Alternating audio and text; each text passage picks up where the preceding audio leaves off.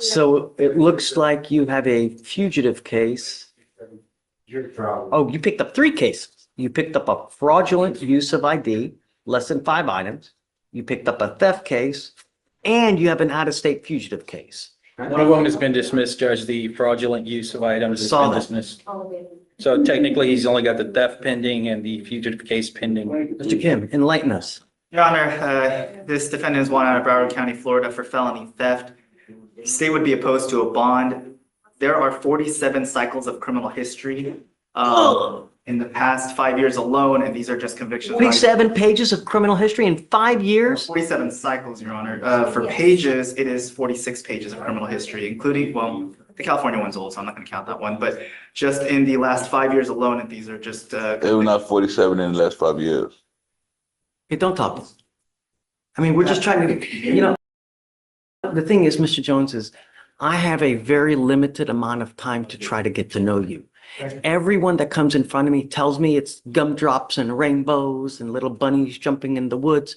But the way I really get to know you is the paper, because that tells me who you are, right? If you're a dangerous person, if you're a person that I'm going to let go and you're going to continue with the criminality, I have enough trouble sleeping as it is. I don't want more blood on my hands. I don't want something else that's going to keep me up at night. So that's why. Well, but this is how we get to know you. And he's telling me you got 46 pages of criminal history. Your Honor, in the past 2 years, he's had 3 failure to appears of multiple cases. He's had 2 habitation trespass convictions, a DWLI, prostitution, battery, criminal damage, failure to appear, possession of drugs, felony, obviously, resisting. But in the 21 some odd years, it's the 47 cycles of different offenses, and I just stopped scrolling after 2020. How many failure to appears do we have? 3, Your Honor. And this one itself is a no-show, or according to the transmission. Hey, Jan, could I say something? Sure. Okay, with the one you talking about with the failure to appear, I feel that was nonsense because of the simple fact that I flew from Fort Lauderdale up here after they said I had a warrant, and I went to court a couple of days before that. And is that documented, sir? You can see that? Judge, I will say this. He did explain that How to old are you, me. Mr. Jones? I'm 40 years old, sir. You're 40. Yes, sir. How many cases has he picked up in total? That he's been charged with. If you give me 10 minutes, I can count them, but it's not low. I mean, I can start from 2004. So theoretically, for every year you've been born, you've had a case. I have a You're question. 40 years old, and you Sir. have around 46 pages of criminal history. So literally for every year you've been born, you've like picked up a case. And not only that, you've got multiple failures to Sometimes you don't think the jurisdiction have felt me? Huh? You don't think the jurisdiction have felt me? But the problem is, at some point, your actions become your own. You now have with us, you've picked up a theft case here in Harris County. You've got an open case in another jurisdiction. You've got pages upon pages. So at what point is it on you? When you pay your debt to society, why do they keep using it against you?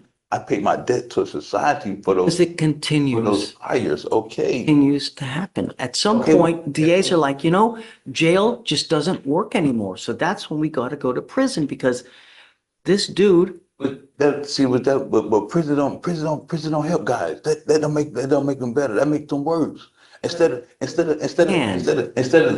tormenting them and sending them and feeding them to the wolves, y'all should sit down with that person to find out what's going on to help that person.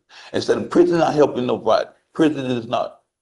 I can't tell you how many stories I have read of people who get degrees, college degrees, even become a lawyer while they're in prison.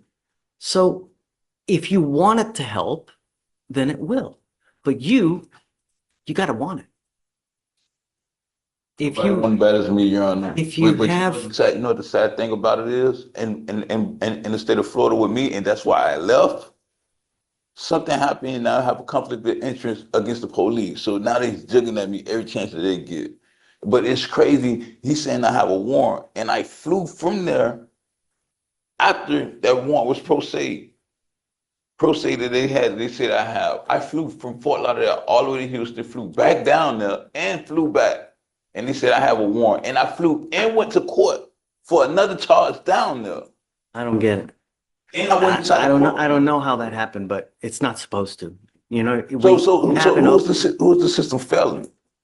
If I have a warrant, you mean to tell me they're gonna let me in their courtroom, attend to my judge, see my judge, everything, and let me go, and let me get back on the plane to fly back here?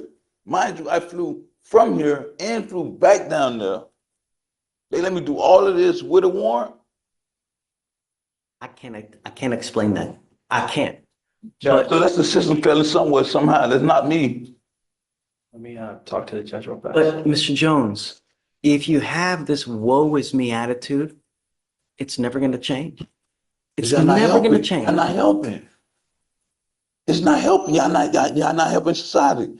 Y'all always blaming me and this and that and the other. Prime example, he said, oh, he got prices from here.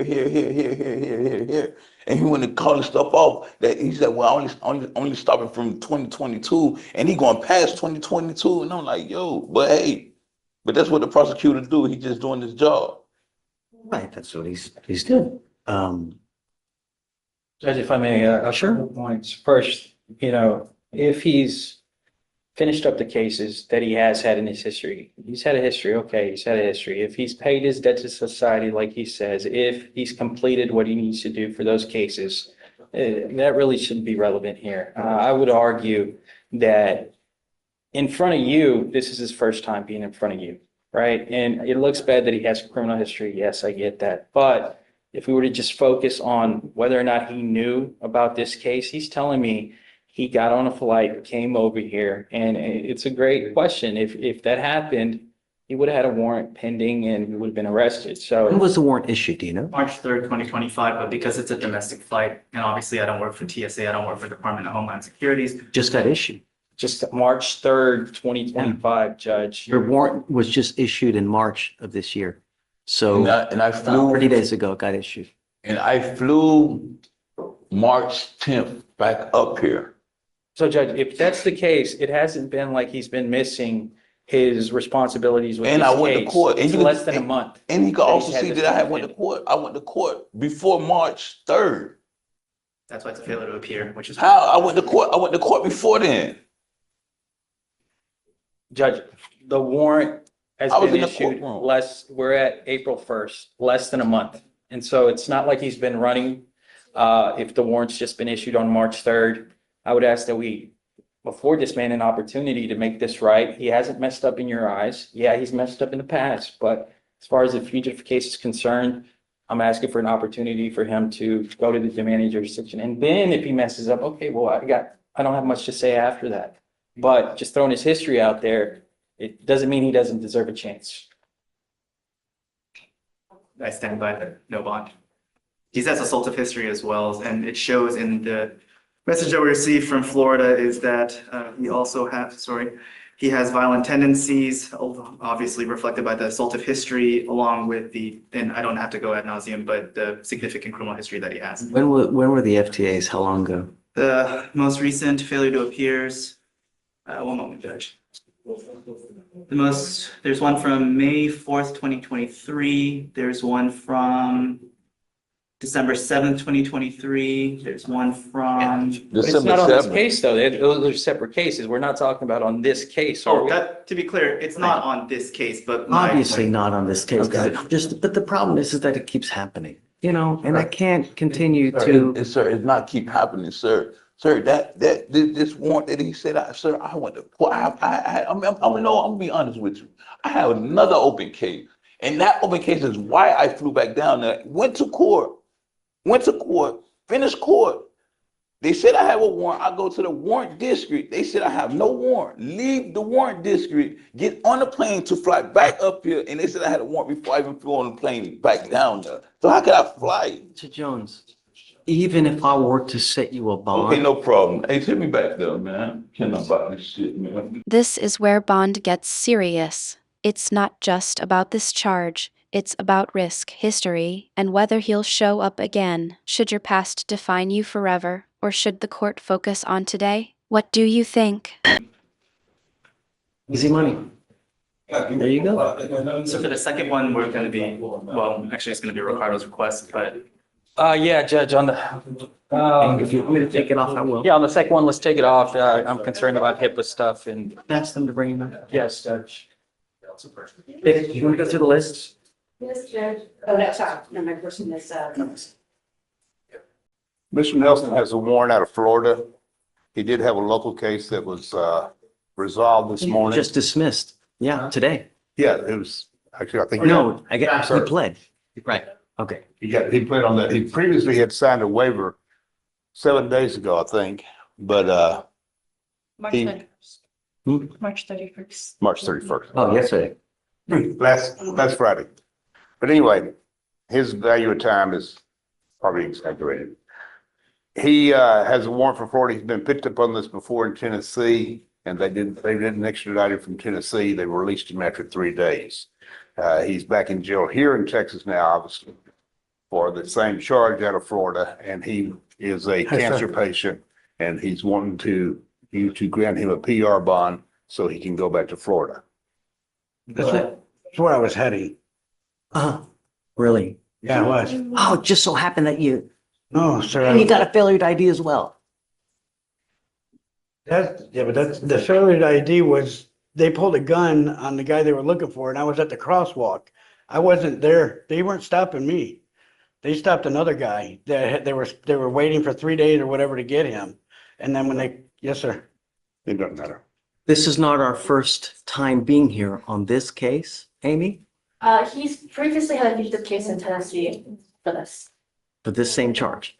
Well, just a fugitive case in general. I can't say what. So that was in Tennessee, now he's wanted out of Florida. No. He had this exact same proceeding in Tennessee.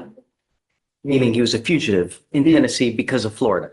Yes, he was incarcerated in Tennessee and had a hold on him from Florida. They chose not to extradite him at that particular time, and he was released 3 or 4 days there. How long ago was that? How long ago was that, sir? 5, 6 years ago. And after 5 to 6 years ago, you still haven't taken care of the case. That was during pre-COVID, and we were coming back from Michigan, and we were on our way down, and we stopped in Tennessee. I started working at the hotel, and they came in and they said, out of the clear blue, looks like you got a warrant. And I go, what? Okay, so they took me in, they ran everything, they held me for 3 days, and they let me loose. There was no new charges or nothing. What's he wanted for? It's domestic violence. In Florida, he's wanted for a couple different warrants on bond revocation for domestic battery by strangulation, violation of pretrial for domestic battery, violation of pretrial for domestic battery by strangulation, failure to appear for domestic battery, strangulation, and grant that. That was back in And it's been open for 12 years. and you still won't go back?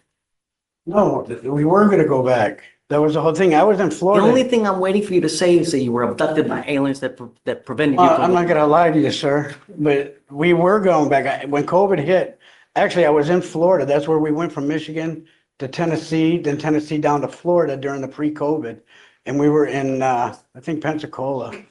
And we were there for like 3 months, and we were waiting for the COVID to stop, but it just didn't end. So I ended up talking to a gentleman that had plenty of work for me across the country to go to all of his hotel properties to fix them and find out why they were failing, why were they not making any money, and what was going on. So that's what I've been doing.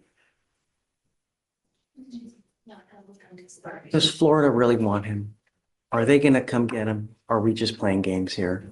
You know, because if they really want to get him, I'm gonna hold him. But if they're not gonna come get him, then I'm not gonna hold him. We have enough people in our jail as it is. So let's do this. The problem is, Mr. Nelson, Yes, sir. you don't learn your lesson. You've repeatedly been arrested on this charge, and they've told you to go back, and you refuse to go back. So I can't, in good conscience, give you a bond when you refuse to comply with Sure. court orders. I understand You that. just don't want to do it. You want to do what you want to do. And then, No. hey, if I happen to get arrested, they're not going to come get me anyways. So No, I don't say that at all. you don't say it, Right. but your actions say I something understand. different. I understand that. I do. When people tell you stuff, it goes in this here, it goes in, what I know. matters? Our actions. I understand. So With regards to Florida, I'm happy to check up on that. He does also have other warrants from other states. He has a probation violation from Michigan and also intimidation. They're not hopscotching coming. with states, man. Oh, they already told the jail, they already made the call, they're not coming, they don't want nothing to do with me. That's already been They don't determined. have a hold filed right now, but he does have the other warrants. And those are from 2009. And I served my time on all of it, but it's just, So I let's do understand. this. Let's roll it to tomorrow. Please reach out to Florida and see, do you really want him? If you do, here he is. If not, can we, really? We'll be back tomorrow. thank you so much, Your Honor. All right, Mr. Nelson. Hey, I love your show. I don't have a show. I watch on. I like you too. Superstar.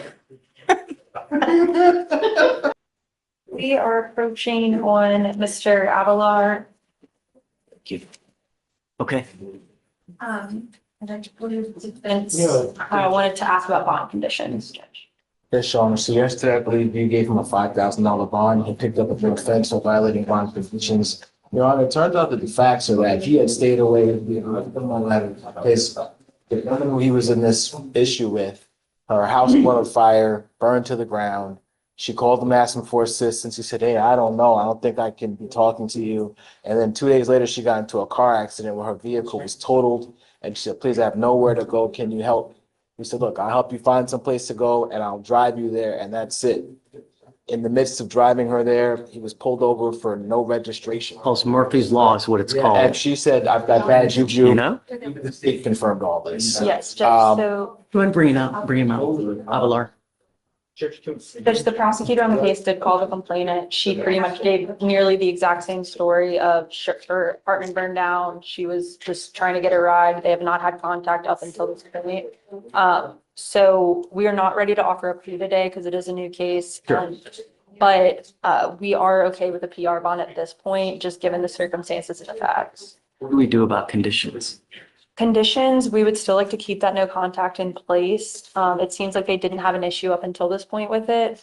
So we would just reinstate that no contact. I will ask for a short reset, Your Honor, but from speaking with the CW, she communicated to me that the whole thing was a misunderstanding. She feels safe around him, and honestly, she'd like for them to be able to have contact. The way she communicated to me, the initial situation was they were arguing, a police officer was coming by, so she flagged him down so she could stay away from him. And then while talking to the officer, she showed him, like, look at this message. He said he's going to do this to me. But that's in the course of how they normally communicate to each other. And she didn't feel afraid. The officer just took it to that next How about level. the assault we talking? Happened in the assault. So, Judge, I believe the case for us right now is a terroristic threat. So we're just looking at the terroristic threat Morning. charge. That's jail. Tiring. Sucks, right? It's supposed to suck. That's what happens when you don't do what you're supposed to do. You can't do stuff on your own and think that good things are going to happen. It's what I was telling your lawyer. It's called Murphy's Law. What can happen will happen. I get that you may be trying to help someone, but a court order is a court order. And when you don't follow them, bad things happen. And that's why I'm saying, maybe it's divine intervention that like you get pulled over right on the day that you're trying to do this. So really, now, both of them are in agreement for you to get a PR bond because really, it's not a capital case. But you have to understand the court orders are court orders and they're still there. If you want them taken off, if you want to do something different, you have a lawyer and you ask a lawyer to help you out. But you just can't do stuff on your own and expect good things to happen. Now, state is still asking for you not to have contact with this person and as of right now. So I'm going to give you a PR bond now because they're both in agreement. I'm telling you now, you do this again, you will not get another one. I promise you on everything that's holy. Do you understand? If you want something, ask. We can always address it. We can always fix it. Just don't do stuff on your own. That's when it goes sideways. Sir. Give me questions. Okay, so I'll grant you a PR bond. We need it on both cases, I think, right? So do you mind filing a new no contact order now? No weapons, no contact. Don't for the moment. Perhaps time will heal all wounds. Perhaps after some time, after she speaks to the complaining witness, things can change. Just don't do it again. All right? Judge, I believe there is a order for emergency protection in your queue. It was filed the 30th, so it should be in there. Do you want me to file another one? It's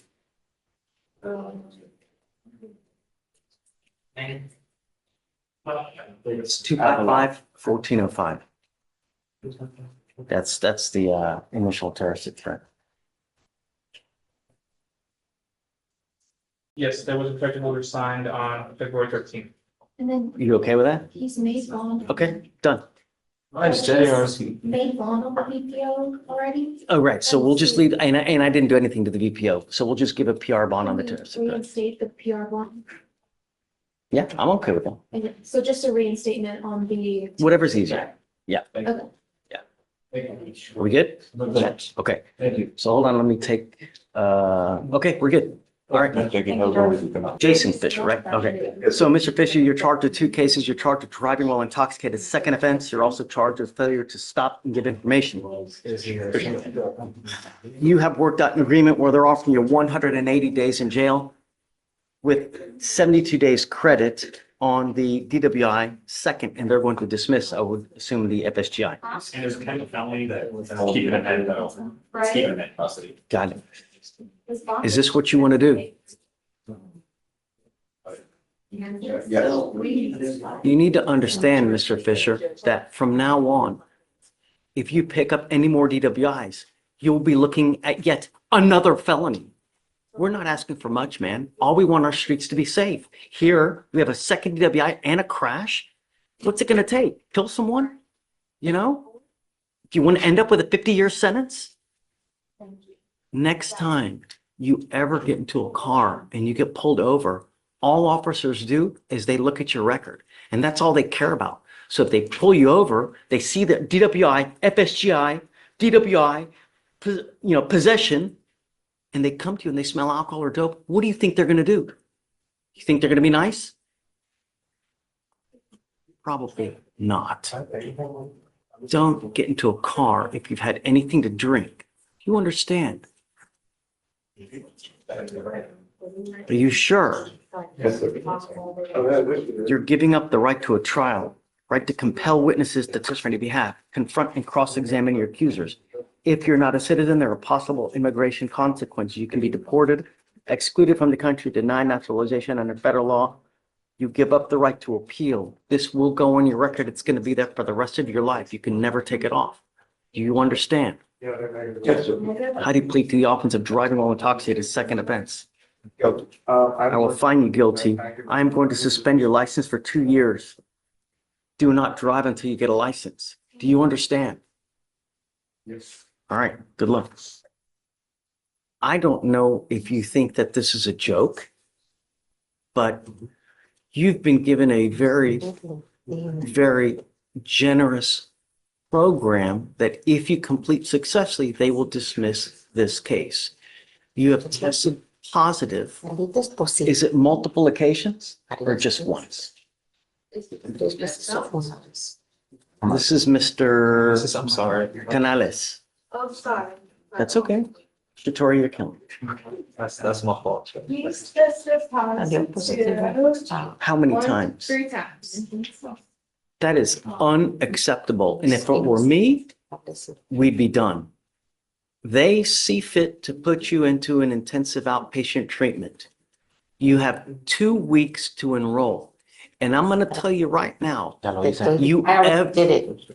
you ever test positive again, I'm going to immediately set your case for trial. You get no more resets. Do you understand? Yes. I want you tested 2 times a week for the remainder. Okay? You will now be tested every Monday and every Thursday for the remainder of this program. And if you use again, and I don't care what it is, and I don't care what your excuse is, you will be set for trial. Okay. Do you understand? Yeah. Okay? All right. Thank you, Judge. Is it okay if we test in that region or would you like? No, I'm okay, of course. I don't care where, as long as he's doing it 2 times a week. Okay. No, I got it. I got it. Judge, we'll be bringing out Mr. Alexis Jones. Mr. Suravov, Yes, sir. you are charged with evading arrest or detention and driving while intoxicated. It's elevated to a Class A misdemeanor because of the high blow. You are facing up to a year in jail and or a $4,000 fine. We are going to do probable cause. You have the right to remain silent. Anything you say can or will be used against you. You have the right to have an attorney present. If you cannot afford one, one will be appointed to you, sir. Officers were dispatched to 300 Memorial City Way, Memorial City Mall, for a male detained on suspicion of driving while intoxicated. Defendant was observed by officers as well as several security officers driving erratically in the parking lot by failing to stop at a designated stop sign in that parking lot. The defendant was observed on security cameras stepping out of his gray BMW sedan, expose his genitalia, and urinate next to his rear driver's side tire. Officers made contact with the defendant and smelled the strong odor of alcohol, slurred speech, and observed 2 empty containers in the vehicle. Officers detained the defendant. Defendant was erratic. Drinking while driving. Containers in the car yard. Defendant was erratic once placed in the back of the patrol vehicle and continuously banged his head on the window. Defendant spit at a security officer, which made contact with that security officer's left cheek. Defendant lied drinking. Standard field sobriety tests were conducted. Following results: 4 of 6 HGN, 5 of 8 walking, 3 of 4 one-leg stand. As far as the evading goes, Your Honor, officers attempted to grasp the defendant in order to detain him while he was being detained, to try to put handcuffs on him. The defendant was able to slip out and evade for approximately 100 feet before he was once again detained and placing the handcuffs in the back of the car. I'm going to find that there's sufficient probable cause to go forward in both of your cases. I am now taking away your privilege to drive. You are not allowed to drive whatsoever for any reason, and I don't give a rat's behind what your excuse is. If I find that you do, I can have a contempt hearing. You can be facing an additional 6 months in jail and a $500 fine every time you drive. Do you understand? I am now sending you for a drug and alcohol test. I want to know what, if anything, is in your body. If you fail to take the test, if you fail to come back, I will issue a warrant for your arrest. You were to come back, and then we will continue on your bond conditions. If you have a problem with drugs or alcohol, you better address it. Because if you don't, I'm going to do it for you. And I promise you're not going to like the way that I do it. Do you understand?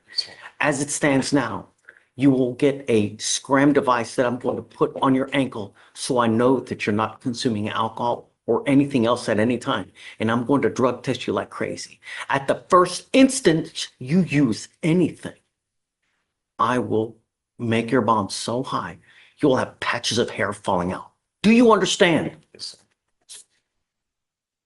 Come up here, swear to us that you're not going to drive, and then we'll send you for a drug test, and then we'll have you come back. I'm here on Alexander Sorovov. Okay. Um, Come up. Good to see you. I know, good to see you. Been a too. while, I huh? know. We sent him for a test. Yes. Yes, judges presented for morphine. Morphine. Judge, he broke his arm and he's on Tylenol with codeine and he got out of the hospital March 28th and they had also given him stuff there. And we do have a prescription. So I don't want you to be upset about that. You can be upset about other things, but not that. How long? Because they don't give that very much now at all, if ever, are they giving these kind of. So I'm going to test you like crazy to ensure that you're not using. I'd like a copy of the prescription. I want to know how many pills there are so that we know how long he's taking it. Because if he's testing positive for weeks upon weeks, then it's unacceptable. If I find that you're using, if I find that you're using alcohol, if I find that you're a danger to my community, I only have one place for you. Do you understand? I will do everything in my power to protect my community at all costs. I don't care who you are. I don't care what color you are. Do you understand? So he gets tested weekly from now on so that we know how much he's using. You have a lawyer. It is your responsibility to stay in touch with her. If she tells me she can't get a hold of you because you're playing games or you pick up a new case, you're not allowed to drive. Do you understand? If I find that you drive, that would be the absolute worst, and you're looking at a possible contempt charge. You understand? Okay?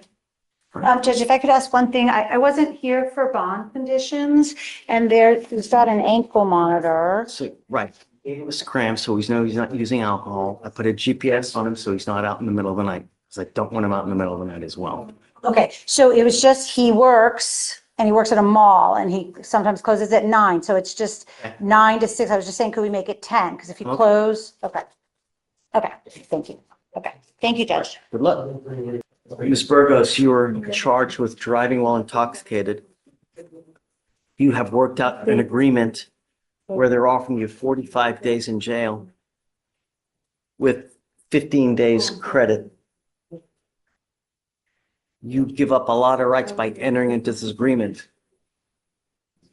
You need to understand that after today, this charge will go on your record. It will be there for the rest of your life.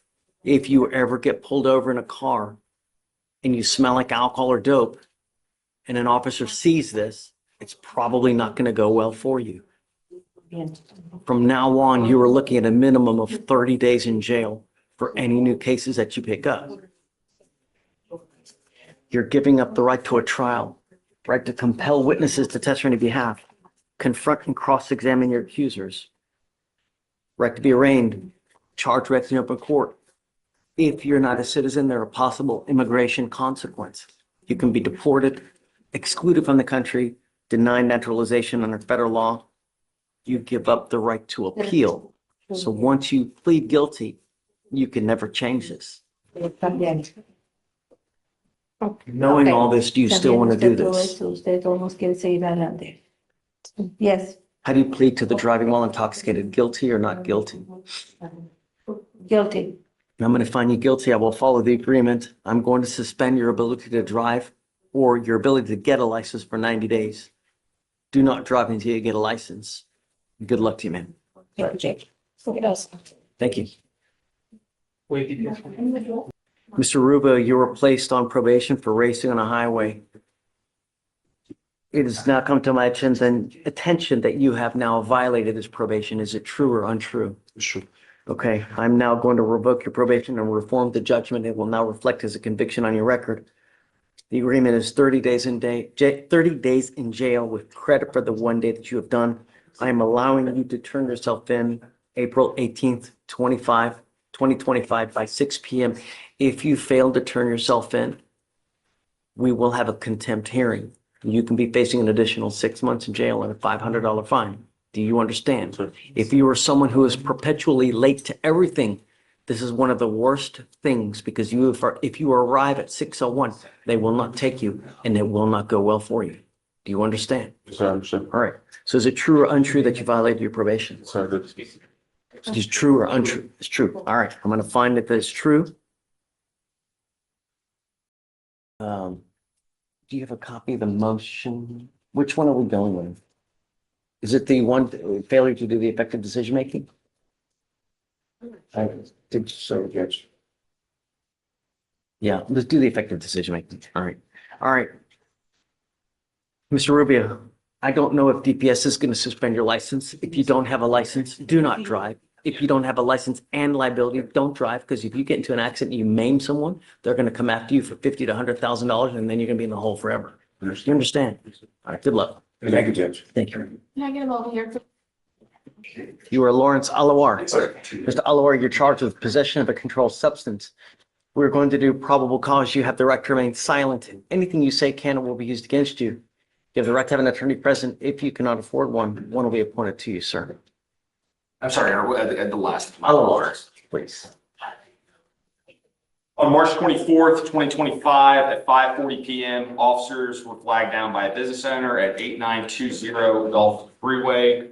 The owner of the business stated that the defendant did not have business to conduct a location and wanted to have a trespass warning against him from that location. Officers made contact with the defendant, leading against the vehicle with the front driver door open. Officers observed the odor of marijuana emanating from the vehicle. Probable cause search was conducted and officers found an empty cigarette pack with pills, was based on the color and markings and the officer's training and experience believed to be Xanax. Officers weighed those to be 0.53 grams. The defendant did not have a prescription for the Xanax. The defendant stated he's the owner of the vehicle and he's the sole driver of the vehicle. The defendant stated he had just bought the vehicle but did not change the title to his name and he did not know anything about the pills. Got it. Mr. Oliver, I'm going to find that there's sufficient probable cause to go forward with the case. Have you looked up his license, see if he has a valid license? And I don't see a DL number on file. If you do not have a Texas driver license and liability insurance, you're not allowed to drive. Do you understand? You will be signing an affidavit with me today promising that you're not going to drive without either. If I find that you do, I can have a contempt hearing. You can be facing an additional 6 months in jail and a $500 fine every time you drive. Do you understand? You're not to go back to the business that's listed in this place. You're not to consume alcohol or illegal drugs. I'm going to randomly test you. If I find that you have a drug or alcohol problem, I'm going to address it for you. And I promise you're not going to like the way that I do it. So do you understand? Mr. Alawar, do you have the ability to hire a lawyer? No. I'll have you, Deputy Miranda's going to give you an application. I'm going to have you fill it out. I need to know everything about you to see whether you qualify for an appointed lawyer. If you do, I'll provide you a lawyer today. Don't pick up any new cases. Otherwise, it's not going to go well for you. Do you understand? Okay, Deputy Miranda, do you mind? Please? Thanks. Judge, is that free for all bond conditions? No, he's going to be monitored. David Gonzalez. Yes, sir. David Gonzalez, you're charged with tampering with the government record. You're facing up to a year in jail and or a $4,000 fine. We are going to do probable cause. You have the right to remain silent. Anything you say can and will be used against you. You have the right to have an attorney present. If you cannot afford one will be appointed to you, sir. On March 24th, 2025, officers were on patrol in East Alden Management District in Harris County, Texas. Officers conducted a traffic stop on a motor vehicle that failed to display a license plate. Upon approaching the motor vehicle, officers observed a temporary tag that expired on 10/29/2024. The defendant was identified by his APHIS mugshot and SPIN number. The defendant stated he knew the temp tag presented did not belong to the motor vehicle. Officers concluded that the defendant knowingly presented a record with his knowledge of the fault. Defendant did not have an ID on him. TCIC searched the tags, came back to a different motor vehicle. Officers discovered the vehicle was salvaged and should not be operated on a motor vehicle. The vehicle then shown on the vehicle was registered in South Carolina. Temporary tags that were displayed were for a vehicle registered in Texas. Okay. Did you run his license? See if you have a license. Please. That's eligible, Your Honor. Mr. Gonzalez, you are not allowed to drive unless you have a valid Texas driver license and liability insurance in your name. You must maintain car insurance. If I find that you're driving, you don't have car insurance or you don't have a valid license, I will revoke your bond and put you in jail. Do you understand? Do you have the ability to hire a lawyer, sir? No. Okay, I'll have you fill out an application to see whether you qualify for an appointed lawyer. I need to know everything about you and I'll take a look.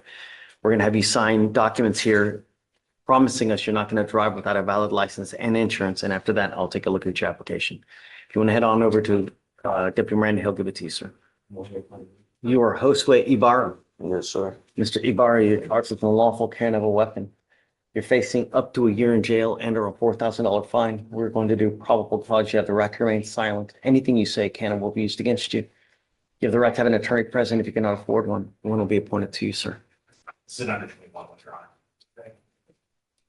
Okay, is that all you have? I mean, Your Honor, statements on limits. Officers were on 3/24/2025. Officers were on routine patrol with like witness. Witness stated to officers that he observed a defendant assaulting a female in a apartment complex. Witness told officers that the witness saw the defendant displaying a firearm towards the female. Officers located the defendant while the defendant was yelling at the female. Officers told the defendant to lay on the ground. Defendant stated he did not have any weapons on him. Officers conducted a pat down. Defendant felt a bulge in the defendant's ankle. Officers recognized this to be a firearm. Officers retrieved the handgun from the defendant. Female advised officers that she was not assaulted. NCIC, TCIC check revealed the firearm was reported stolen. Officers observed that the defendant was previously arrested, also previously dealt. Did they take? They took. Okay. Mr. Ibarra, I'm going to find that there's no probable cause to go forward with the case. How old are you, sir? 18. How much? How? 18? Yes, sir. God forbid you have a weapon and you do something where you create irreparable damage, like use it in this situation. You need to be very careful in this life. You only have but one life. You have a gun and you use it and there's something wrong, your life could change in a moment's notice. Do you understand? Yes, sir. Very careful. Right, just hang tight for me, will you? Please. Thanks. I'm from Galveston, palm trees everywhere, so there's roaches everywhere. Right, you know. My brother would say, Texas. "Oh, Stephen, what a roach," because I would scream and I go, "Me?" He goes, "Okay then, why are you afraid?" I'm like, "Okay." So I learned. Saque las manos del bolsillo. Nomás escucho la pregunta. ¿Usted Shh. You are Guillermo Vasquez. Guillermo Vasquez, you're charged with driving while intoxicated. You're facing up to 6 months in jail and or a $2,000 fine. You have worked out an agreement where they're offering you 3 days in jail with credit for the 1 day that you have done. You need to understand that you're making a lifetime decision today. This DWI will now go on your record. What we are doing today, from now on, you're facing a minimum of 30 days in jail for any new cases that you pick up. So if you're not in this country with permission, you do that kind of time, I can almost guarantee that you will get an immigration detainer. Do you understand? Yes. You give up a lot of rights by entering into this agreement. You give up the right to have a trial, right to compel witnesses to testify on behalf, confront and cross-examine your accusers. If you're not a citizen, there are possible immigration consequences. You can be deported, excluded from the country, denied naturalization under federal law. You give up the right to appeal. Once you accept this agreement, you can never take it off. Is this what you want to do? ¿Qué desea hacer? Esto es lo que usted desea hacer.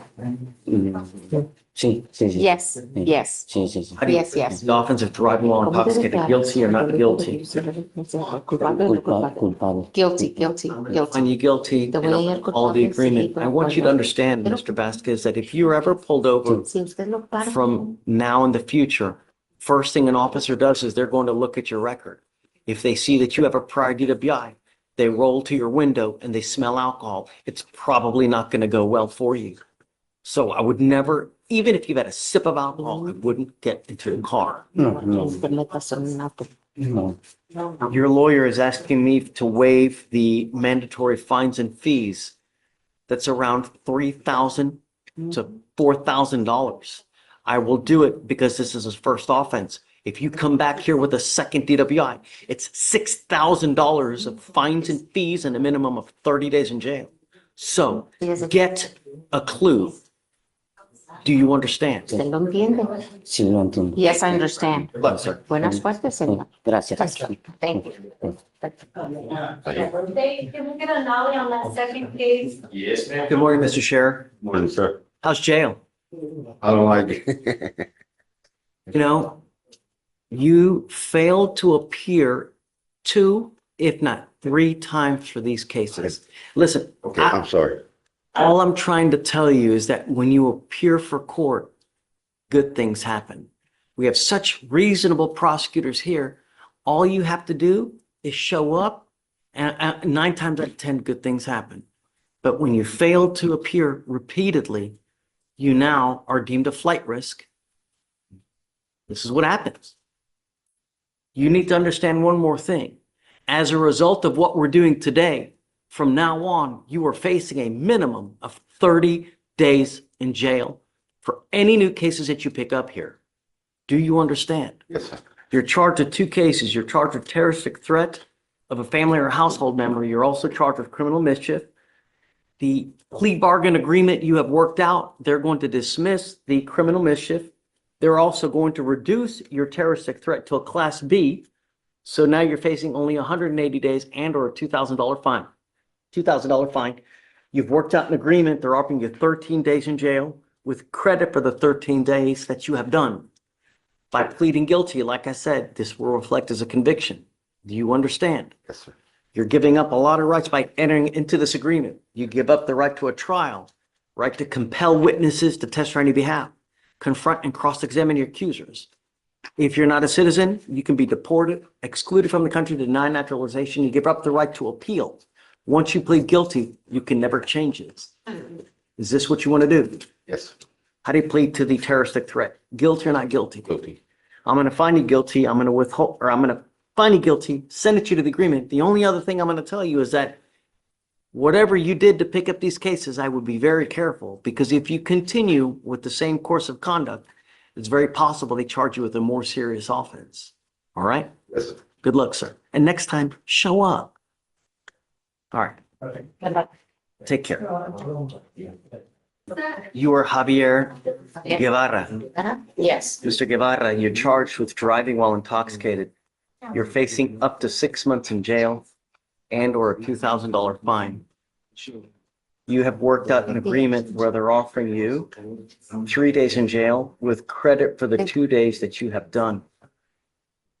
You need to understand that you're making a lifetime decision today where this DWI will be going on your record. It will be there for the rest of your life. It's even there after you die. This is important because if you get pulled over in the future, the first thing an officer does is they look at your record. And if they see that you have a prior DWI and they go to your window and they smell alcohol or they smell anything funky, it's probably not going to go well for you. And what we're doing today, from now on, you're facing a minimum of 30 days in jail. Do you understand? Yes. Even if you have a sip of alcohol, I wouldn't get into a car because it is a humongous risk. You're giving up the right to a trial, right to compel witnesses to testify on your behalf, confront and cross-examine your accusers. If you're not a citizen, there are possible probation consequences. You can be deported, excluded from the country, denied naturalization. Under federal law, you give up the right to appeal. That's why I said, once you plead guilty, it goes on your record, it will be there forever. Knowing all this, do you still want to do this? ¿Una declaración? No. Sabiendo todo, quiere seguirte. Viendo toda la información que le dio, pues, quiere seguir. Yes. Speak to the offense of driving while intoxicated, guilty or not guilty. Guilty. One more thing you need to understand, Mr. Guevara. DWI is big business in Texas. There is a $3,000 surcharge that would normally apply to you now as a result of you pleading guilty. And if you don't pay it, every $100 you owe, you sit 1 day in jail. I will waive that for you now because we all make mistakes. But I'm telling you now, if you continue to make mistakes where you endanger my public, the next DWI, it is a $6,000 surcharge. And like I said, if you don't pay it, $100 that you owe, you sit 1 day in jail. Do you understand? If you want to get lit, take an Uber. I'm going to suspend your license for 90 days. Do not drive until you get a license. Good luck to you, Mr. Guevara. Starting with the state. John Denver, City, Your Honor. Jose Ceja for Mr. Alfaro. Okay, are you in on this as well? I'll tell you. Blake jurisdiction on behalf of the state of Texas, Your Honor. Got it. Okay. So for purposes of the record, we are here. Today is set for a dispositive motion to suppress on this DWI second. And we are all in agreement that it is a dispositive nature. So if state loses, you dismiss. If you lose, you end up pleading, correct? Right, and I think we already have the plea worked out, which is a reduction to DWI first probation. Okay, and Your Honor, that was a prior deal for the prior prosecutor that I'm on. You're okay with it? I'm on. Okay.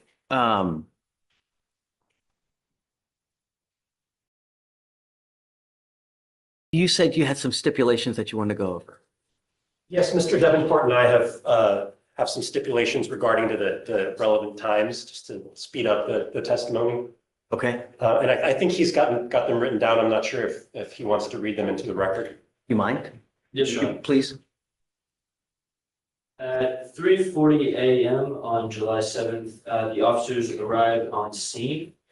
At 3:44 a.m., the officers made contact with the defendant At 3:46 a.m., the defendant was detained and placed in the officer's vehicle.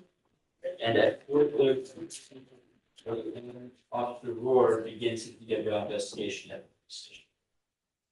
You said at the police station, Yes, Your Honor. so there's no investigation on the scene. There is no DWI investigation on the scene. Okay. So it's your motion. I don't know if the state is stipulating that this was a warrantless arrest. I mean, if not, then I can just call the officers and establish that. Your Honor, the state stipulated that it was a warrantless arrest. Okay. All right. Ready? Yes, Your Honor. Okay. As Floor is yours. witness, the state calls Chad Johnson to the stand. Do you mind grabbing? Is he in the courtroom or is he outside?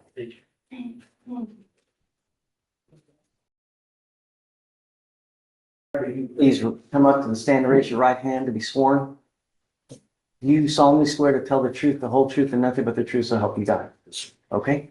Please mind taking a seat. If you don't mind, please speak loudly, clearly. If you hear the word objection, just stop until it's addressed and then you may continue. Okay? Yes. Okay. Okay, the floor is yours. Thank you. Can you please state your full name for the record? Chad Johnston, And what do you do for work? employed by the Pasadena Police Department, How long have you been doing that for? 6 years. Do you have to have any specialized training and experience for that? That's the police academy. Can you kind of briefly describe what that training involves? Police academy? Yes, just Penal code, transportation code, CCP, DWIs, traffic stop, snack, code clearing.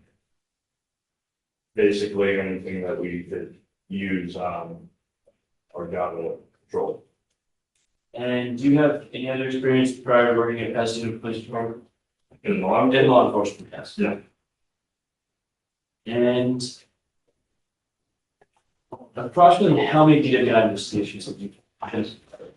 I'm sorry, repeat that. Approximately how many DWI investigations have you been a part of in your career? Hundreds.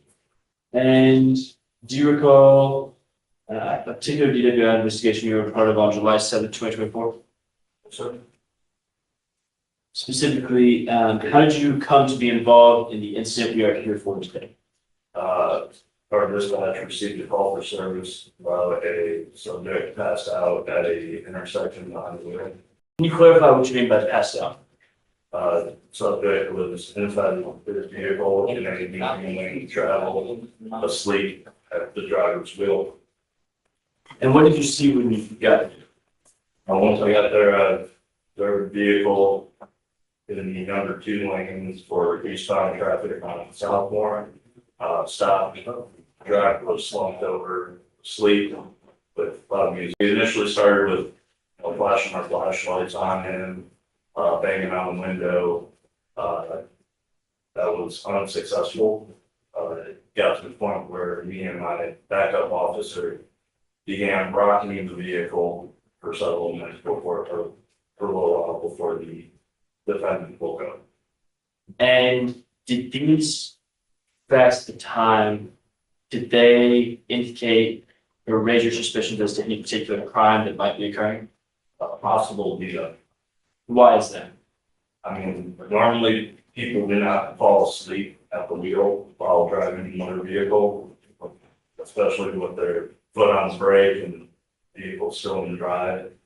And then if someone does fall asleep, which has happened in the past, they usually wake up pretty easily and don't need officers rocking the vehicle from side to side in order to wake them up.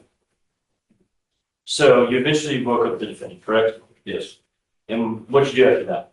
Once I woke him up, he took his foot off the brake and rolled into my backup officer's marked patrol vehicle. Then once he was stopped in the patrol vehicle, he got him to open up the door. I turned the vehicle off and placed it in park, got him outside the vehicle. And when you got him out of the vehicle, did you notice anything specifically about it? I smelled a strong odor of alcoholic beverages emitting from his breath in person and he had slurred speech. And what did you do next? I requested a DWI task force officer come to the scene, if one was available. And those signs that you said you observed when you made contact with the defendant, based on your training experience, what does that indicate to you? Those are signs of intoxication. You said you contacted a DWI officer, and after that, what did you do? He was not available. He was occupied at the jail. Due to the vehicle being in moving line of travel, I arrested the driver for impeding the flow of traffic and transported them to the jail for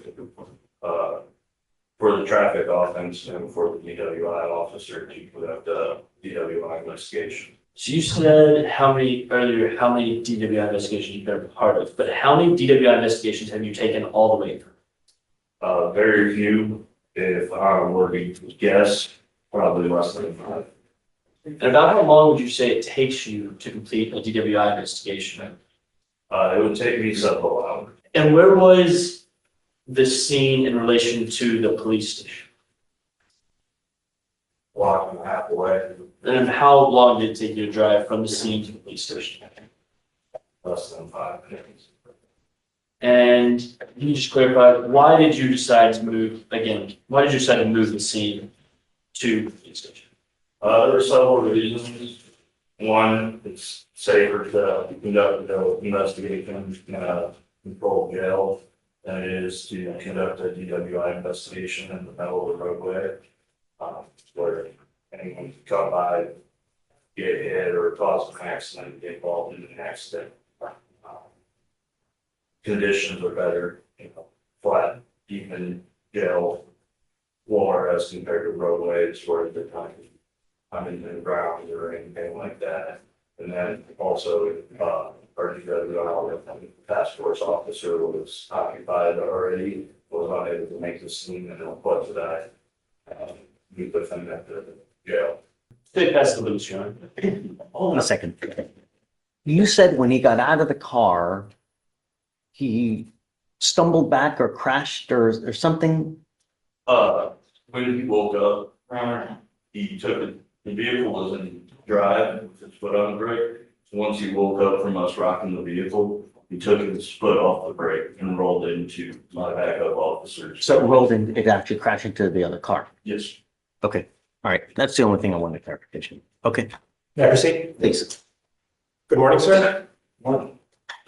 So can you describe in general your role in this investigation? I was the first officer on scene and I was one of the dispatch and responding officers to it.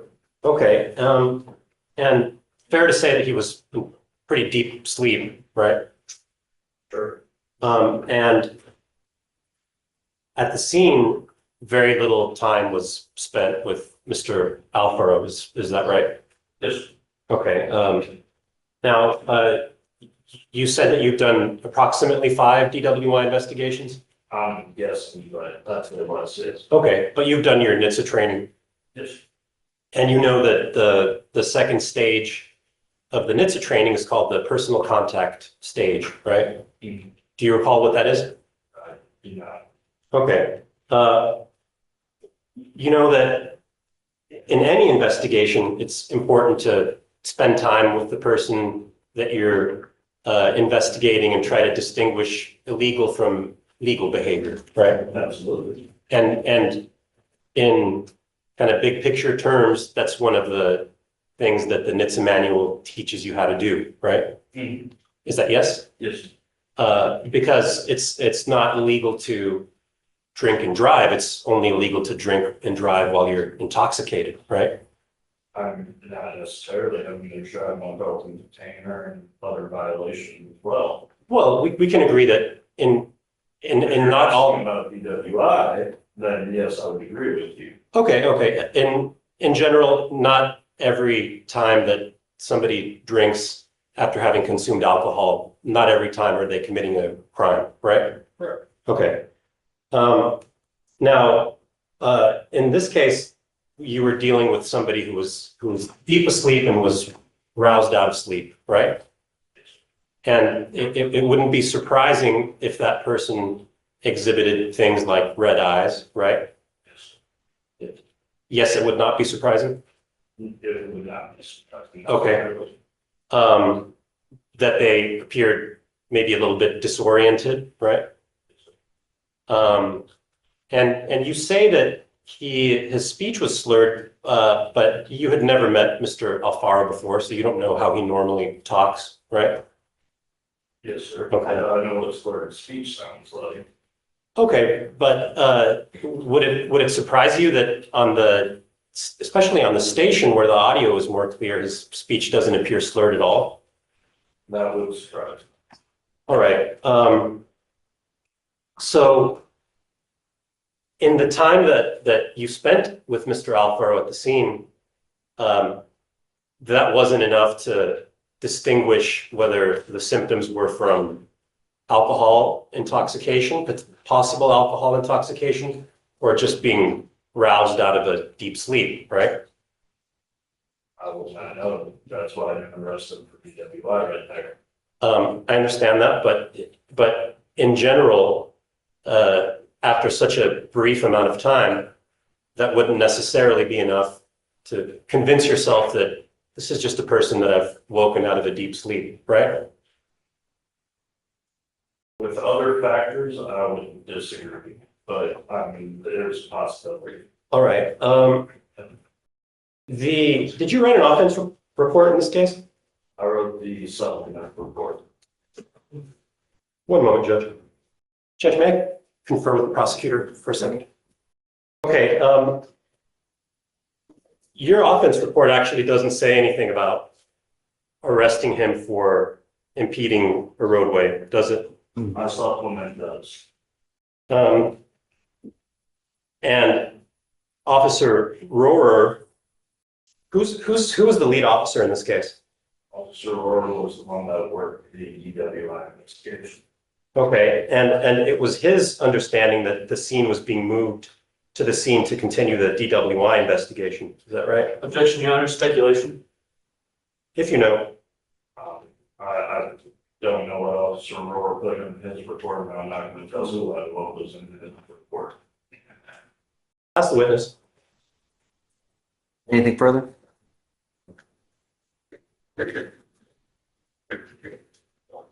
Yes, Your Honor. Briefly, thank you. Officer, was this a public roadway? Yes. And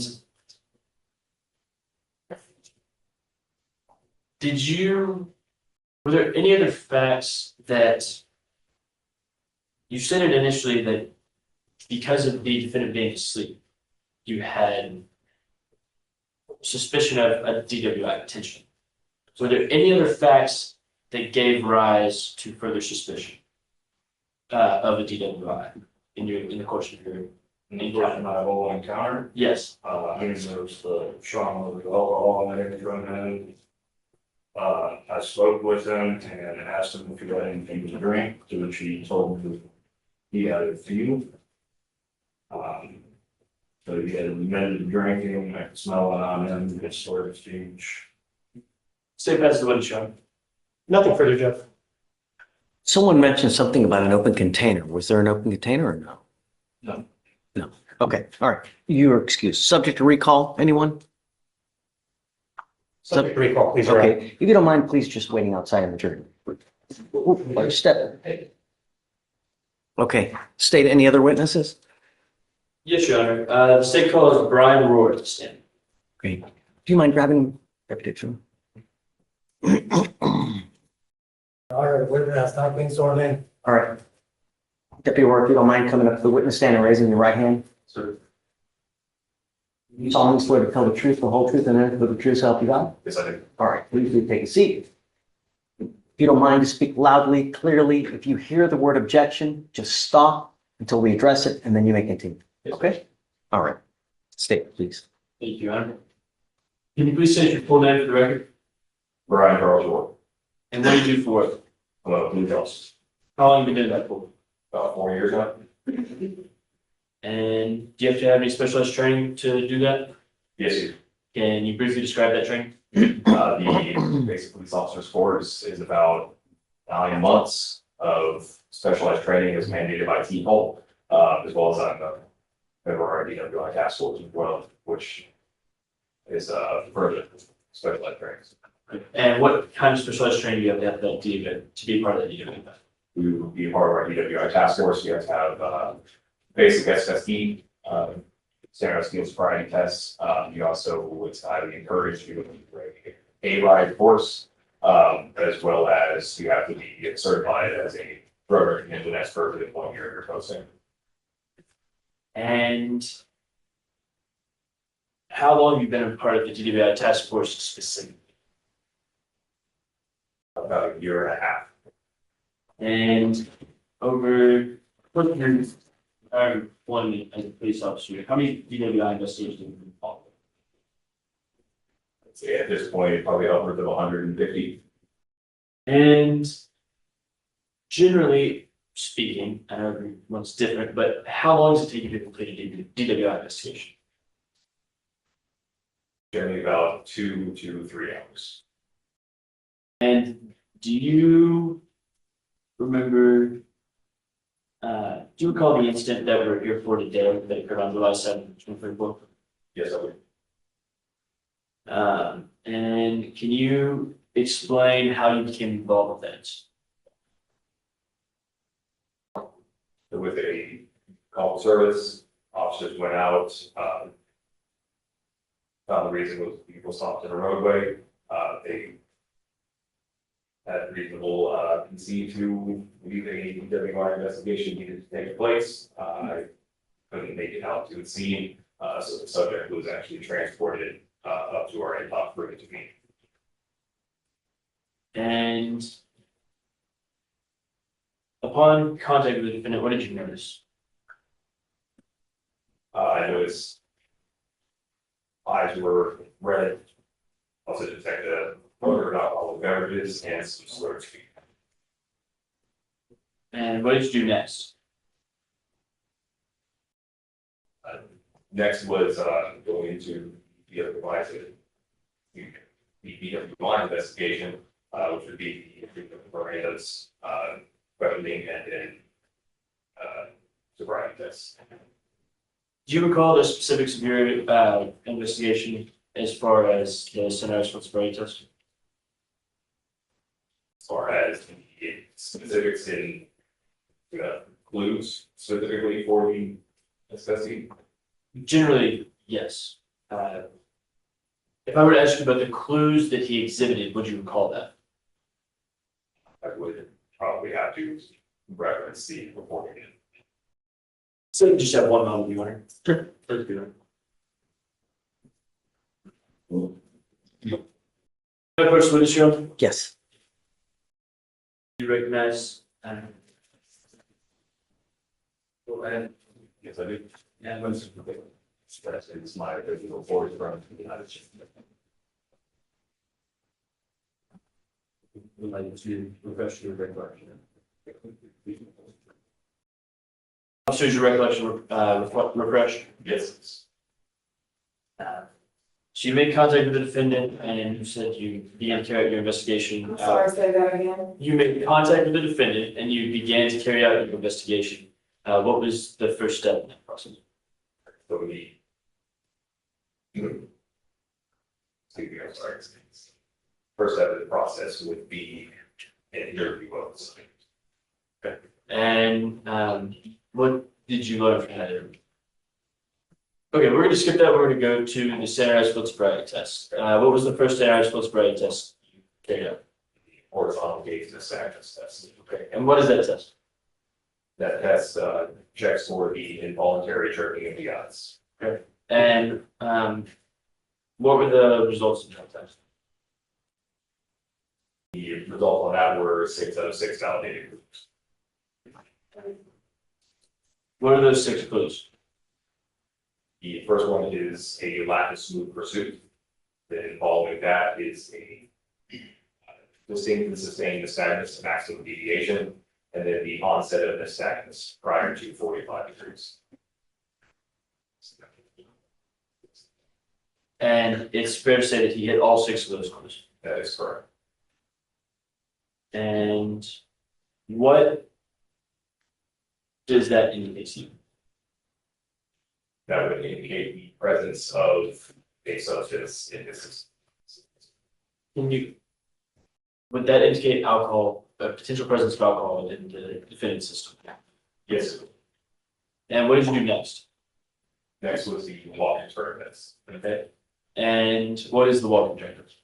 The walk-in turn test is one of the psychophysical tests where it splits the subject's mental and physical capabilities to possibly see if a intoxicated individual would have difficulty splitting those. And what were the results of this test? On this test, I observed 2 out of 8 validated groups. And what did you do next? Next was the one-leg stand test. Great. And what is the one-leg stand test? Again, it's another psychophysical test. Testing the subject's ability to count while balancing on one leg. And what were the results of this test? On this test, I observed 0 of 4 validated groups. And what did you do after that? After that would be reading the subject EIC 24.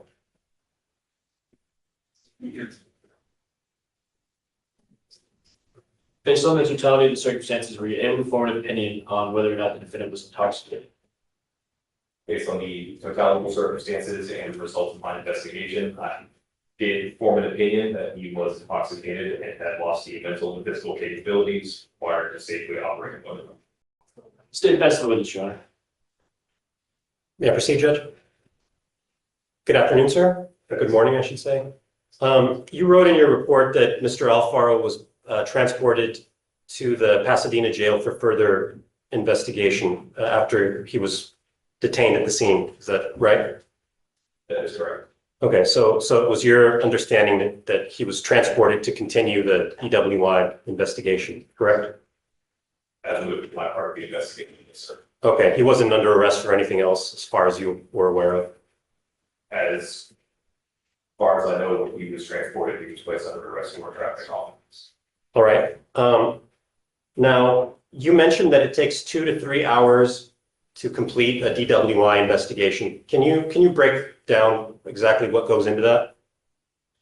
So in those 2 to 3 hours in that estimation, I would be including initial contact of the subject, interview, observation, or possible interview of initiating officer, my interview with the subject, the SFSTs, as well as the collection of a forensic specimen and typing the report. Okay, but really, when you're talking about an arrest, the relevant portion is usually much shorter than that, right? That is correct. So you're talking about maybe the personal contact stage and then the pre-arrest screening stage, right?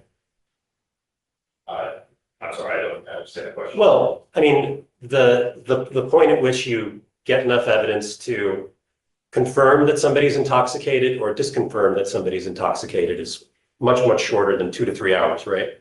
Yes. Because that takes into account booking procedures and things like that, right? Correct.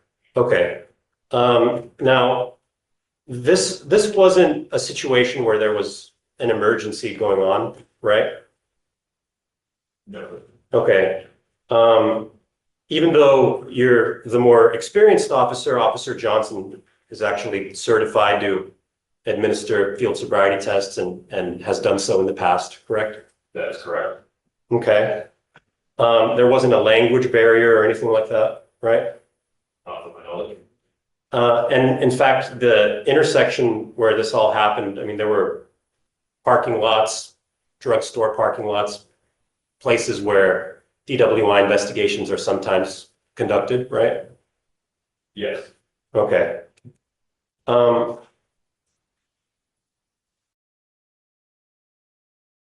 So, in other words, there was nothing to stop the DWI investigation from being conducted where it was there at the scene of the incident? Nothing that you can point to, is there?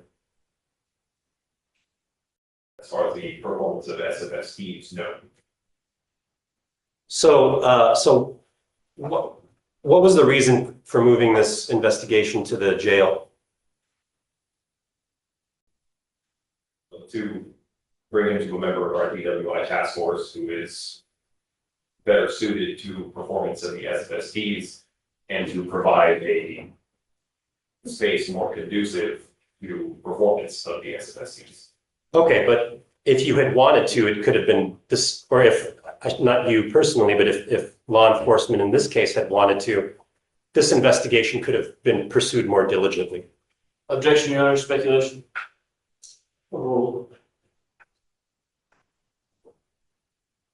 If there's a lot of sufficient space in a safe place, that again has sufficient space and level ground to perform the SFSDs, i.e. a space and level service more conducive to performing the SFSDs safely, then yes, it can be. So it could have been done more diligently, correct? It could have been possibly performed by the officer on scene. Okay. Pass the witness.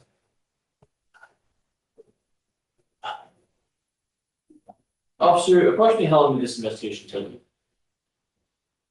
This investigation, in terms of interview and arriving at a decision of intoxication, I would say approximately 40 minutes. And typically, are DWI investigations faster or slower if you or another member of the DWI task force conducts the investigation, rather than a member of patrol unit? It is significantly faster. State passes the witness, Your Honor. Nothing further, Judge. All right, witness may be excused. All right, thank you, sir. State anything further? Just arguing, Your Honor. Okay, Judge, so you, hold on. You rest? Yes, Your Honor, state this. I'm going to admit a thumb drive with 2 body cameras and then the scene body camera. And I'm not going to publish this right now. I'm going to offer it as a part of the record. And I don't have anything to stick it with, but we can call this Defense Exhibit 1. Have you seen this? Do you know what it is, State? And do you have any objection? I mean, it's just body cam from the scene, we bring to Your Honor. Okay, That should be. all right. It'll be admitted. Defense 1? Defense 1, Judge. Okay. And with that, we rest. Okay. Argument. Thank you, Your Honor. Your Honor, the state offers 3 arguments here. First is that clearly under the traffic code, Officer Johnson had probable cause to arrest the defendant at the scene for the traffic violation. Upon arrival, the officer could clearly see that the defendant was parked in a moving lane of traffic in violation of traffic code section 545-363 and 545.302. That arrest is clearly authorized under traffic code section 543.001. And after that arrest, once the officer had transported the defendant, then a separate DWI investigation took place, which is clearly legal and proper and does not violate any of the defendant's Fourth Amendment rights. And the alternative, Your Honor, the state would also show that the officer articulated sufficient facts to rise to at least reasonable suspicion that the offense of driving while intoxicated had occurred. The defendant displayed a strong amount of alcoholic beverages, was asleep in his vehicle, and took significant effort to wake up from the officers. Also, the time of night was indicative, and the other facts that the officer suggested, such as slurred speech and the other surrounding circumstances. Furthermore, moving the investigation to the police station and the subsequent time it took to move the investigation. Furthermore, moving the investigation to the police station and the subsequent time it took to move the investigation was reasonable under the circumstances and served a legitimate law enforcement purpose. That purpose was to give the DWI investigation to an officer that would be more efficient at running the investigation. This purpose, this is supported by prior case law in Belcher v. State, where, Your Honor, the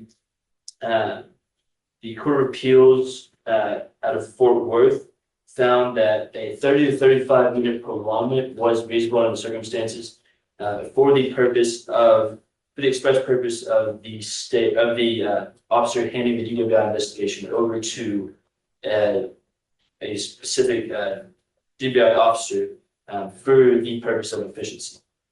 Furthermore, Your Honor, the state in the alternative to that argument would also go to show that probable cause existed at the scene due to the totality of the circumstances and the signs of intoxication and the clear operational facts that the officer had at the scene rose to the level of probable cause for the officer to arrest the defendant for the crime, for the offense of driving while intoxicated.